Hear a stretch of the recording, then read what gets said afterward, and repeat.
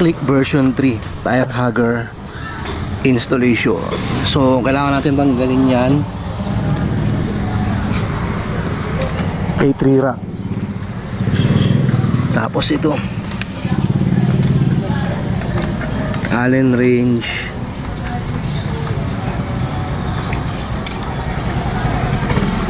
tingin ko itong ano yan, kung hindi 5 porto. I'll be back. So tire hugger bolt Allen wrench size 5.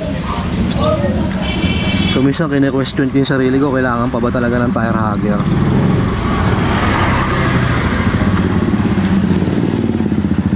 Anyway, plug and play lang naman to.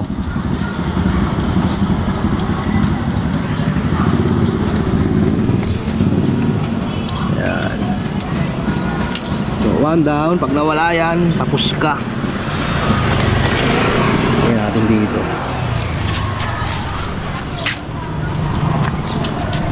The next, ayan tayo dyan. Hindi nakasulok pa.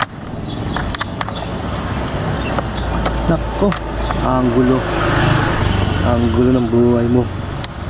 Ayun.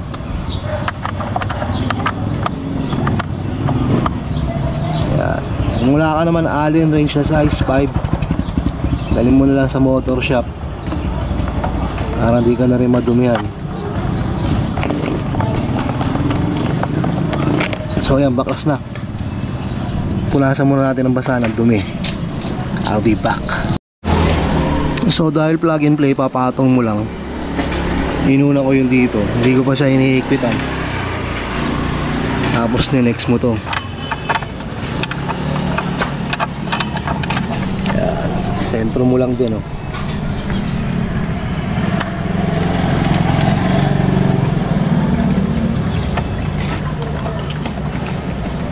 So higpitan na natin. Hindi na anak yung kasama namin, ako na.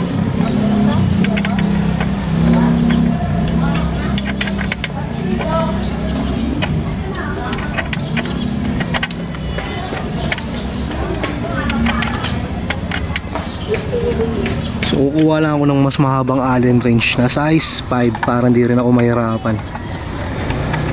Kasi hirap umanggulo. So meron nga palang tatlong klaseng tire hugger. Tatlong itsura kumbaga. Isang carbon, isang matte black at isang glossy. So yung kinuha ko lang tong matte black. Yun lang kung matte black to o glossy. So ayan. Okay, kung walang mas mahabang Allen wrench para matapos itong maigpitan. Let's see. So ito na, nakakuha na ako ng mahabang Allen wrench. Ayan.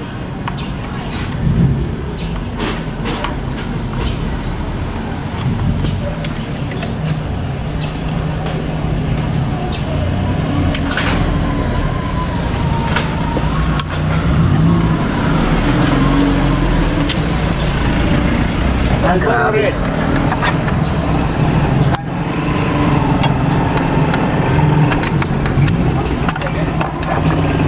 Ang doktor.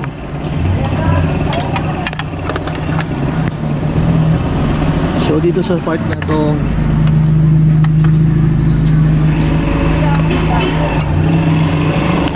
yung plastic lang pala to.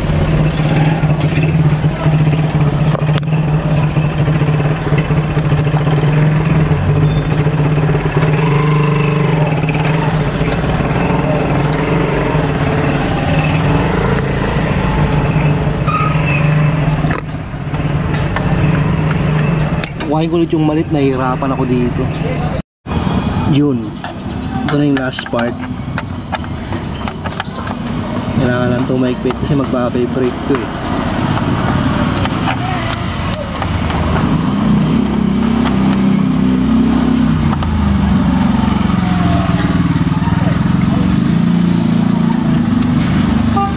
So once na mismo matry mo, ikaw yung nag-i-install ng mga gantong parts, lalo yung mga umuupo kayo, umuyuko, ay intindihan mo na kung bakit mataas minsan yung charge ng mga mekaniko.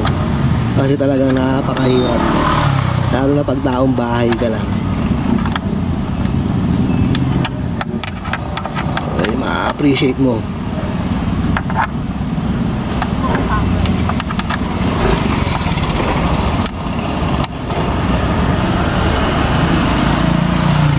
And I think that's that. Masakit na.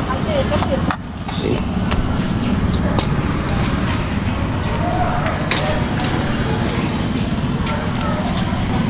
This one na lang. Medyo maluwag.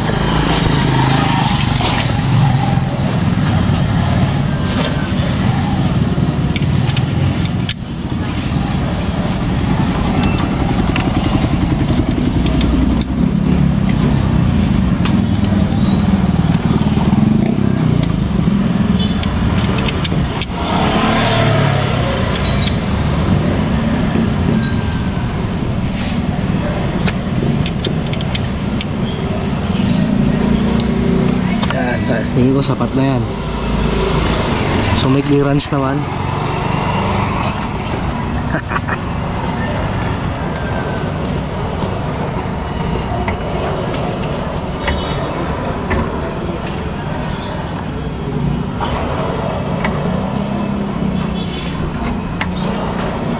Sa taxi ko na lang ayusin.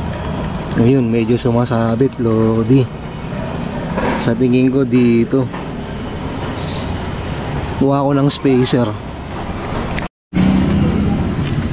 So hindi na pala kailangan ng spacer, sakto naman pala. Ngeta.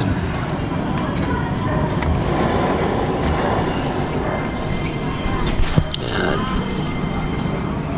May space naman. So yan, na-install na natin yung ating tire hugger. So sa tingin nyo kung meron pa ba tayong dapat ilagay dito sa Click version 3, comment down below. Stock shock pa rin yung gamit natin kasi nga magdadalawang buwan pa lang tong Click. Wala pa tayong pondo. Anyway, ayun na, tire hugger dahil tag-ulan na dito sa Pilipinas. Para dito yan. Para hindi naman kaagad mabasag to pag may mga batong tumatalsik. Honda Click version 3 tire hugger installation complete. So ulitin natin. Una mong tatanggalin to. Ayan, plug and play. Patong mo lang to tapos yung isa nandun. Meron tayong filter ko doon kasama ka. Walang. Ano kasi yung kung ginaw-ginaw ka.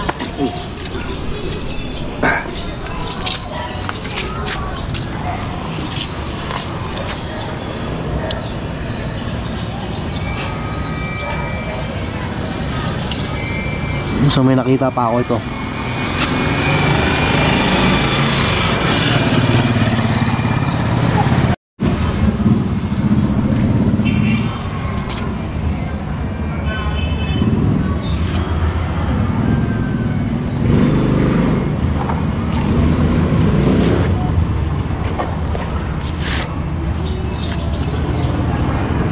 Napakadumi.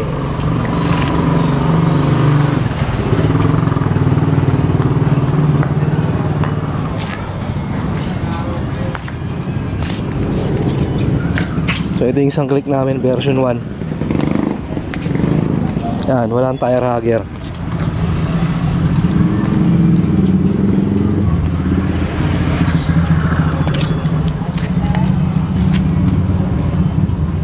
Pero naka YSS.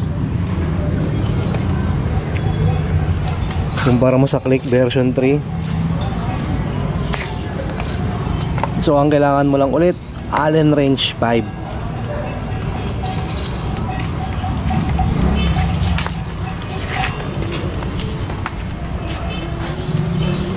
Alright, at kung nagustuhan mo ang ating video, huwag mong kalimutan mag-like, share, and subscribe. Bye! Also, link will be in the description kung gusto nyo umorder ng tire hugger na katulad niyan. Sheesh!